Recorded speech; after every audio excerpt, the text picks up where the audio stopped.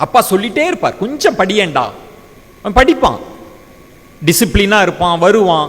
ஆனாலும் ஆவரேஜ் ஒரு 70 to 80% வாங்குற பசங்க இருக்கலாம். அதுதான் பெரும்பான்மையா இருப்பாங்க. அப்பா சொல்லிட்டே இருப்பார், இன்னும் கொஞ்சம் படியேண்டா அப்பா, 80% வாங்கிட்டேன்ப்பா, 75% வாங்கிட்டேன், இன்னமும் படி படின்னு சொல்றியப்பா. சொல்லலாம்.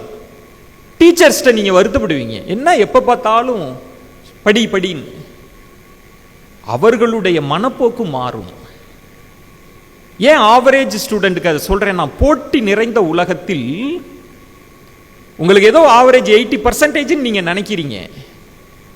1 மார்க் 2 மார்க் உங்களோட ரேங்கிங் லிஸ்ட்ல நீங்க பின்னாடி போவீங்க.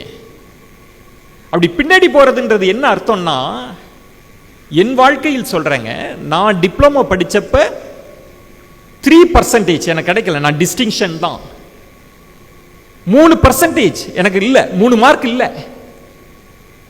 அது என்னவாக ஆச்சுன்னா, எனக்கு கவர்மெண்ட்ல பிஇ சீட்டு கிடைக்கல, கவர்மெண்ட் கோட்டால.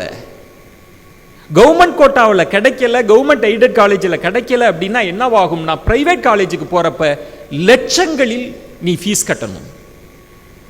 உண்மையில் நான் அப்ப படிச்சப்ப 15,000 கட்ட முடியாது, கவர்மெண்ட் ஃபீஸே எங்க அப்பாவால் கட்ட முடியாது.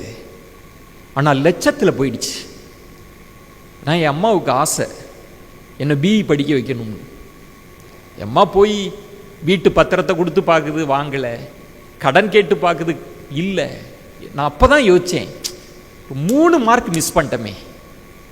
அம்மாவினுடைய கண்ணீரை பார்த்த பிறகு, அவள் பட்ட பாட பார்த்த பிறகு அப்பதான் நினைச்சேன், ஒரு 3 மார்க்கை மிஸ் பண்ணிட்டமே.